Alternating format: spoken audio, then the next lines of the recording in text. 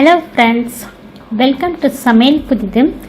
இன்றைக்கி நம்ம வீடியோவில் பார்க்க போகிற ரெசிபி இட்லி, தோசை, சப்பாத்தி, ரொட்டி, ஊத்தாப்பம், பூரி இது எல்லாத்துக்கும் வச்சு சாப்பிட்ற மாதிரி ரொம்ப சத்தான சுவையான சட்னி ரெசிபி பார்க்க போகிறேங்க.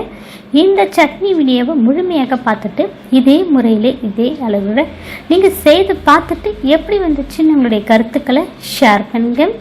இந்த வீடியோ உங்களுக்கு பிடித்திருந்தா லைக் பண்ணுங்கள், ஷேர் பண்ணுங்கள்.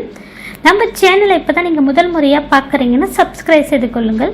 கூடவே பெல் ஐக்கானை கிளிக் பண்ணி வச்சுக்கோங்க.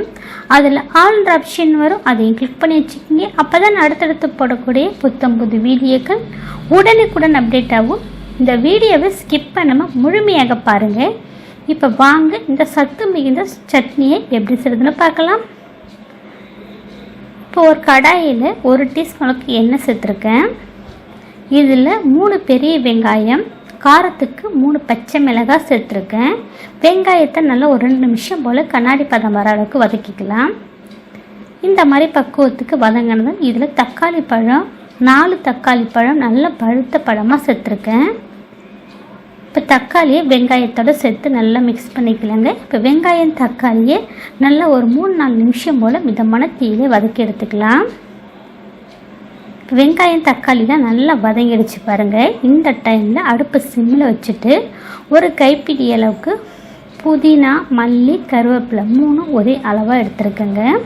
இந்த மாதிரி சேர்த்து சட்னி செய்யும்போது நல்லா சுவையாக இருக்குங்க. இப்போ இதை சேர்த்து ஒரு 30 செகண்டுக்கு இந்த சூடில் நல்லா மிக்ஸ் பண்ணிவிட்டு ஸ்டவ் ஆஃப் பண்ணிவிடுங்க. ஆஃப் பண்ணிவிட்டு சூடு முழுமையாக ஆறினதும் இப்போ மிக்ஸி ஜாரில் சேர்த்துருக்கேன். இதில் தேவைக்கேற்ப கல்லுப்பு சேர்த்துருக்கேன். தண்ணி எதுவும் சேர்க்காமல் இதில் இருக்க தண்ணியே போதுமான அளவில் இருக்கும்.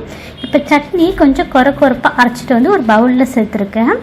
இப்போ சட்னிக்கு தாளிப்பு கொடுத்துருக்கேன். தாளிப்பு கரண்டில் 1/2 டீஸ்பூன் எண்ணெய், 1/4 டீஸ்பூன் கடுகு உளுத்தம் பருப்பு, கொஞ்சமாக கருவேப்பிலை வாசனைக்கு. இது எல்லாம் பொரிஞ்சது சட்னியோட சேர்த்து மிக்ஸ் பண்ணியாச்சுங்க. ரொம்ப சுவையான சத்தான இந்த சட்னி ரெசிபி பாருங்கள். இட்லி, தோசை, சப்பாத்தி, ரொட்டி, ஊத்தாப்பம் இது எல்லாத்துக்கும் ரொம்ப அற்புதமாக இருக்குங்க. கண்டிப்பாக ஃப்ரெண்ட்ஸ் இந்த சட்னி வீடியோவை முழுமையாக பார்த்துட்டு இதே முறையில் இதே அளவில் நீங்கள் செய்து பார்த்துட்டு உங்களுடைய கருத்துக்களை ஷேர் பண்ணுங்கள். இந்த வீடியோ உங்களுக்கு பிடித்திருந்தால் லைக் பண்ணுங்கள், ஷேர் பண்ணுங்கள், டைப் பண்ணுங்கள். கூடவே பெல் ஐக்கனை கிளிக் பண்ணி வச்சுக்கோங்க.